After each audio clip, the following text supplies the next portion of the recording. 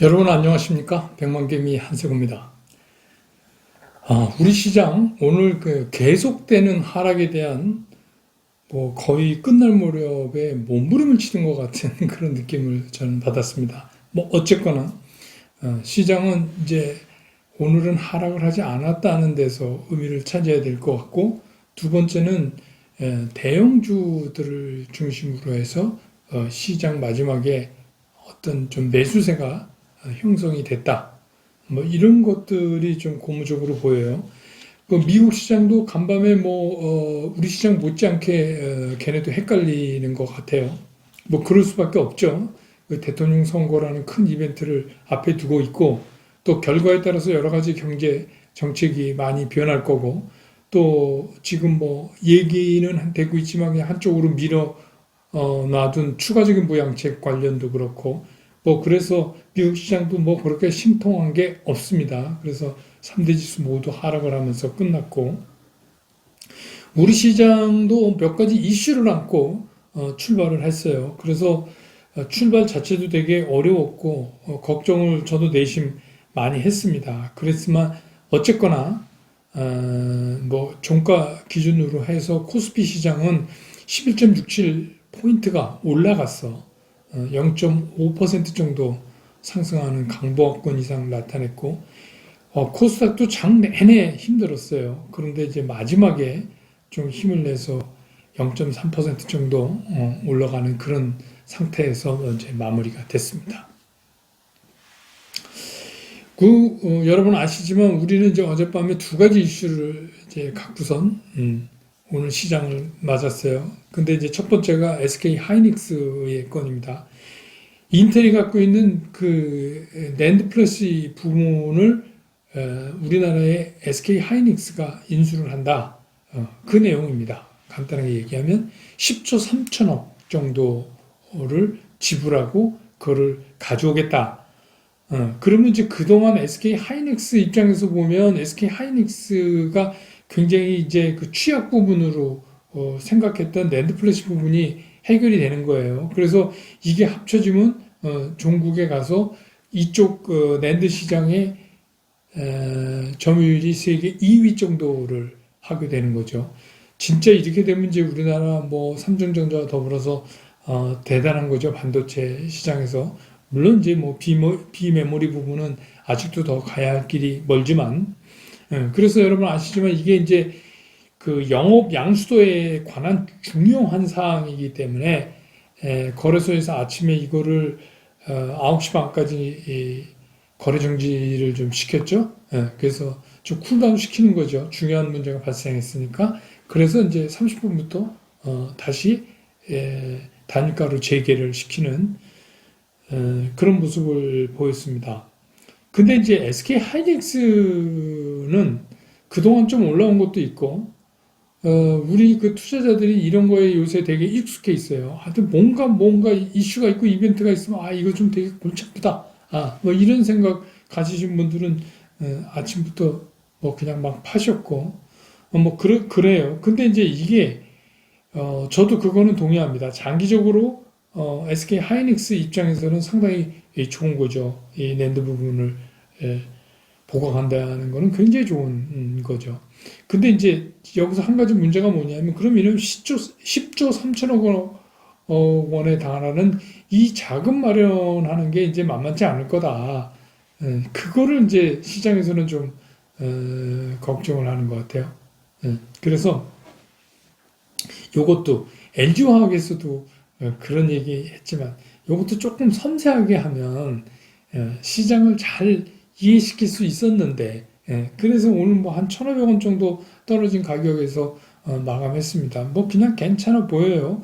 오늘 삼성전자는 외국인들이 요새 이제 워낙 강세니까 계속해서 삼성전자 사서 오늘 삼성전자 900원 플러스로 끝났습니다. 그런데 왜 이제 이런 걸 보면 최근에 계속 이슈가 나오잖아요, 여러분. LG화학, SK텔레콤, SK하이닉스, 그리고 이제 말씀드려야 되는 현대차, 기아차. 근데 이 각 그룹들이 시장을 상대로 놓고 하는 거를 좀 잘 보세요.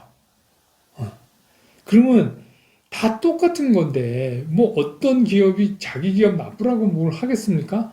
그런데 시장의 반향이 다르다는 거예요. 그러니까 이런 거는 좀, 다 우리나라를 대표하는 그룹이니까 좀 섬세할 필요가 있어요.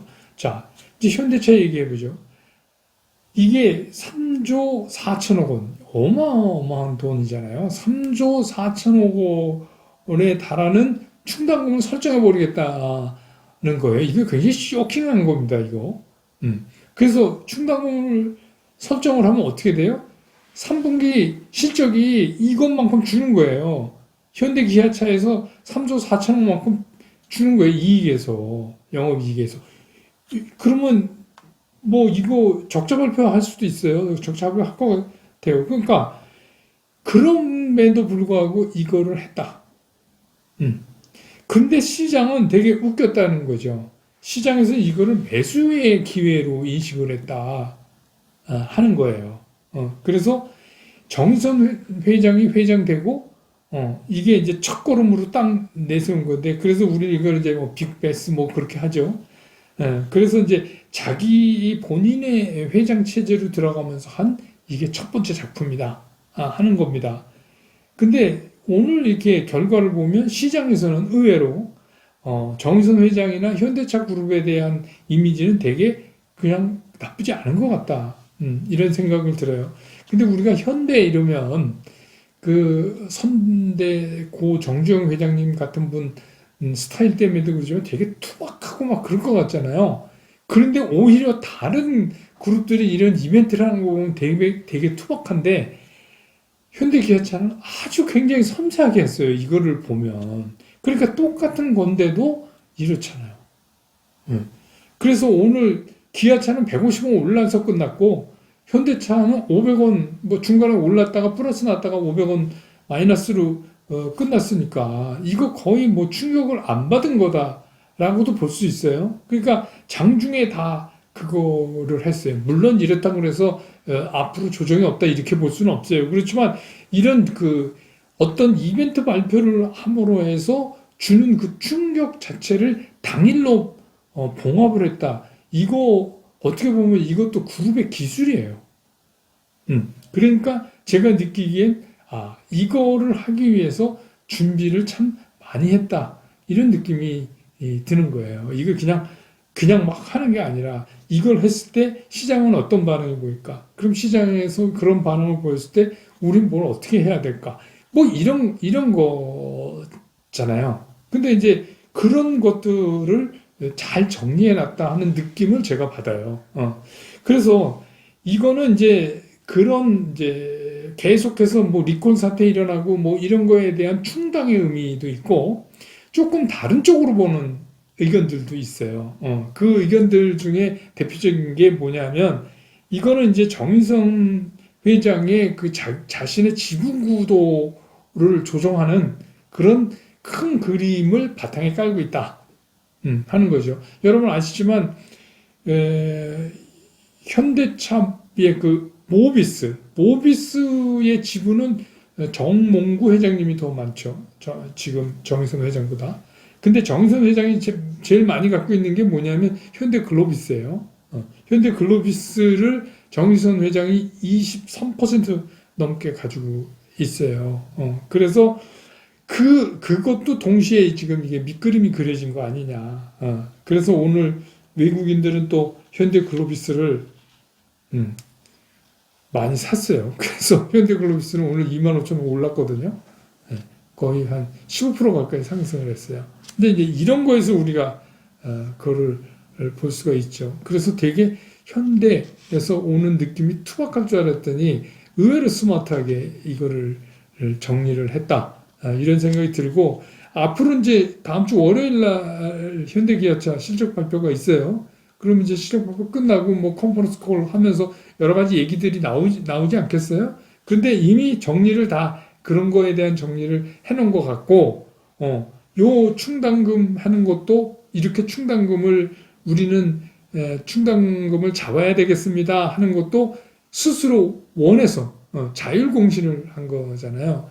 그러니까 회사 스스로가 나 이렇게 공시를 하겠습니다 해서 자율로 공시를 했어요. 그래서 어떻게 보면 이게 굉장히 촘촘히 스케줄이 잡혀져 있지 않았나 하는 생각이 듭니다. 그러니까 기업이 돈 많이 벌고 뭐 실적 좋고 이런 것도 또 중요하고 그렇지만 이 주주들하고의 소통을 어떻게 하느냐 이런 거에 대해서 좀 신경을 쓸 필요가 있지 않나 이런 생각이 들어요. 그래서 다음 주에 실적 발표도 있고 뭐 어쩌고 그래서 현대차가 뭐 이제 조정 끝 바로 튀어 이런 건 아니고 그렇지만 굉장히 큰 충격이 올 만한 거를 되게 간결하게 마감을 했다. 이런 말씀을 드립니다.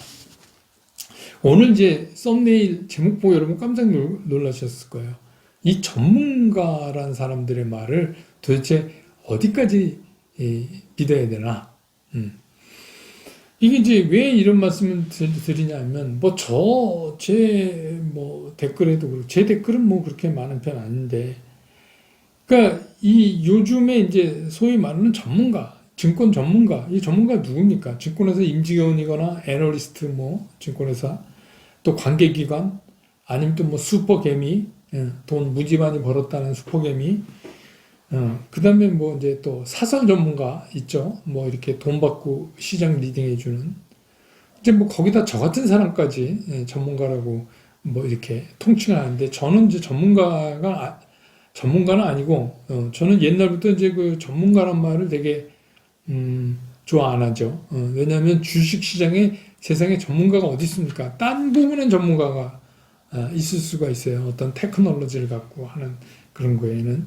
근데 주식 시장은 전문가가 없습니다. 이게 신도 모른다는 주식 시장에 무슨 전문가가 있겠어요? 그러니까 이게 이제 우리 뭐 포춘 텔러, 무당이죠. 그러니까 미래를 맞추는 그런 사람들은 뭐 이게 뭐가 됐건 믿거나 말거나 뭐 나는 동자신이 씌워서 뭐 찰분되는 등 뭐 여러 가지 얘기했겠지만 주식시장의 전문가는 사실 그런 거는 아니거든요. 그 사람이 슈퍼개미로 과거에 엄청나게 해서 돈을 많이 벌었다고 해서 그 사람이 앞으로도 잘 번다. 그 사람이 돈 번 당시에 그 상황이 지금 똑같다. 이렇게 볼 수는 없어요. 근데 그럼 왜 우리가 그런 사람들한테 얘기를 듣고 저같이 40여 년 동안 주식 시장에 있었던 사람들 얘기를 듣느냐? 그거는 딱 한 가지예요. 이 사람들의 의견을 듣는 거예요. 왜 그러냐? 이 사람들이 갖고 있는 경험을 가지고 이 시장을 봤을 때 나는 이렇게 생각합니다. 하는 의견을 여러분들이 참고로 하시려고 듣는 거예요. 그렇기 때문에 주식시장에서의 전문가는 맞추는 사람이 아니에요. 근데 이제 요새 뭐 이제 막 광고할 때 보면 뭐 지난달에 잘 찍어서 뭐 몇백 프로 먹었네 뭐 막 이런 거 있잖아요. 그게 얼마나 황당한 광고입니까? 그게 되게 황당한 광고잖아요. 그래도 주식시장에서는 그렇게밖에 할 수가 없기 때문에 이제 여러분들한테 하는데 그러면 여러분들은 주식시장에서 전문가 말을 얼마나 믿고 우리가 어디까지 믿어야 되나? 이게 전문가가 도움이 될 때가 있죠. 도움이 될 때가 많아요. 그래서 저도 이런 유튜브를 하고 있지만 뭐 말도 안 되는 소리 하는 사람 건 아니지만 좀 참고할 만한 사람들 거는 저도 이렇게 뒤져보면서 이 사람은 장을 어떻게 보나? 이 사람은 장을 참 잘 본다. 상당히 타당성 있게 본다. 뭐 이런 얘기를 하죠. 근데 그렇지 않을 경우에는 오히려 이런 전문가들의 얘기가 일반 투자가 입장에서 보면 더 헷갈릴 가능성이 있는 거예요. 도움되는 것도 있지만 뭐 이 사람은 이러고 저 사람은 저러고 이렇게 헷갈릴 가능성이 있어요. 그런 때가 언제냐? 요즘이 딱 그러실 거예요. 요즘이. 요새 이제 뭐 잘 쓰는 말 있잖아요. 전문가들이 시장의 상승 추세는 꺾이지 않았다고 본다. 그렇기 때문에 떨어질 때마다 조금씩 사서 모은 게 좋을 것 같다. 이거 이제 요새 많이 쓰는 말입니다. 전문가들이. 또 하나 이제 저처럼 당분간 어려울 것 같으니 난적 엎드려서 그냥 동면을 하라. 뭐 이러는 분도 있고. 또 어떤 분은 또 한술 더 나가서 이 난세에 또 갑자기 무슨 지금의 뭐 유통주를 사야 되는 SOC 관련으로 돈 되느니 이렇게 해서 뭐 돌고 오늘도 뭐 그쪽 관련 조금 오르는 거 있지만 이거는 뭐 언발에 오줌 드는 거죠. 이거는 별로 의미 없어요. 그러니까 막 이제 이런 얘기들이 막 시장에서 돌아다녀요. 그러니까 여러분들 헷갈리는 거예요. 그래서 오늘 제가 전문가 말은 믿지 말라 이런 의미로 썸네일을 뽑은 게 아니라 그러면 이럴 때 우리가 어떻게 해야 되느냐. 딱 세 가지. 주식 시장에서 우리가 할 수 있는 일은 전문가가 1000명이 떠들어도 주식 시장에서 여러분들이 하실 수 있는 일은 딱 세 가지뿐이 없어요. 첫째, 뭐예요? 산다. 두 번째, 판다. 세 번째, 그냥 가만히 있는다. 그렇잖아요. 주식시장은 누가 무슨 얘기를 하건 주식시장에서 마지막에 여러분이 선택해야 될 그 선택지는 딱 세 개뿐이 없어요. 예, 삼지선다형이에요. 그래서 여러분들이 그 안에서 이게 결정을 해야 돼요. 그러니까 시장이 아마 어렵고 전문가들이 막 말하는 게 이 사람 저 사람 달라서 횡설수설하고 막 이렇다는 얘기는 뭐에 대한 반증이냐 하면 지금의 시장이 그만큼 어렵다는 거예요. 지금의 시장이 그만큼 어려워요. 근데 시장이 한쪽 방향으로 딱 가면 딱 양분돼요. 얼마 전에 경험하셨죠? 낙관론자, 비관론자. 그냥 딱 돼요. 근데 요즘처럼 이제 시장이 이러니까 한마디씩 다 하는 거예요. 조금 이상하게 얘기하는 사람도 있고, 아무튼 그래요. 근데 그렇게 되면 일반 투자가 입장에서는 뭔가 좀 투자에 도움을 받으려고 전문가 얘기를 들었다가 더 혼란이 오는 거예요. 그러니까 이럴 땐 팁이 있어요. 어떻게 하냐? 그냥 그 세 가지예요. 그러면 사란 얘기야? 그럼 팔어? 팔라는 거야? 그럼 가만히 있어? 가만히 있으라는 얘기야? 이 셋을 놓고 여러분들이 그 얘기를 좀 들어보세요. 어떤 게 타당성이 있는 것이냐? 이래가지고 여러분이 맞는 거를 선택하시면 돼요. 그래야 그게 전문가를 잘 활용하는 법이에요. 그러니까 이 오늘 썸네일을 보고 전문가 다 틀리고 들을 필요 없다 이런 얘기가 아니라 얘기는 많이 들으면 좋죠. 시장에 대한 얘기니까 다 여러분들 위해서 얘기하고 자기 의견을 얘기하는 거니까. 근데 너무 많으니까 요새 이제 헷갈리는 거죠. 그럴 때는 여러분 그렇게 정리하시면 되고 지금 시장이 해결해야 될 문제가 너무 많은 거예요. 그러니까 이 중에서 한두 가지가 해결됐다고 해서 시장의 이 어려움이 끝난다. 저는 그렇게 안 봐요. 그래서 첫 번째 미국 대선이 들려올 때마다 소리가 다른 거예요. 바이든이 압승이 됐다가 샤이 트럼프가 이때서 이건 또 까봐야지 안 돼서 하여튼 등등 그래요. 근데 이제 그게 뭐랑 연관이 되냐면 트럼프가 그냥 되면 별일 없는데 조 바이든 민주당이 되면 그러면 이제 빅텍 기업에 대한 압박이 올 것이다. 그리고 그린 뉴딜에서 그린 뉴딜 쪽이 될 것이다. 그래서 우리나라 중에 몇 차례 또 움직였잖아요. 근데 이제 그거는 여러 가지 의견이 있어서 진짜 조 바이든이 되거나 임박해서 이제 다시 제가 정리를 해드릴 건데 제 의견을 하여튼 그런 얘기가 있잖아요. 그다음에 이제 부양책은 물건 나왔어요. 지금 대선 얼마 앞두고 지금 부양책 얘기 그냥 말로만 하는 거죠. 그 사람들은 립 서비스 하는 것 같아요. 우리가 이렇게 국민을 위해서 애쓰고 있다. 이런 거예요. 근데 이제 요즘 여러분들이 이제 코스닥 시장에서 느끼시는 건데 코스닥 시장 아침 시장에 시작하는 가격이 아주 살벌해요. 이게 뭐냐면 이제 신용 많이 걸린 거에 반대 매매거나 요새 막 빠지니까 이제 그런 거를 정리하는 거고 또 한 가지는 이제 대주주 3목 이거를 따지면 코스닥 쪽이 더 불리해요. 그러니까 그쪽에서 이제 매물 내놓는 게 있다고 보여지는데 어제 여러분 이제 보도를 통해서 들었겠지만 국회에서 이제 국회의원이 한번 질문을 했어요. 장기 투자, 부동산도 그 집에 가서 얼마 동안 살면은 양도세도 감세해주고 이런 거 있잖아요. 그래서 이제 주식도 장기 투자하는 데 대한 앞으로 이제 이렇게 이 3억도 강행한다 그러니 그런 거에 대한 대책은 없느냐. 그랬을 때 이제 기재부에서 그렇게 답변이 나왔어요. 이 장기 투자는 돈 있는 사람들이 주로 하는 거기 때문에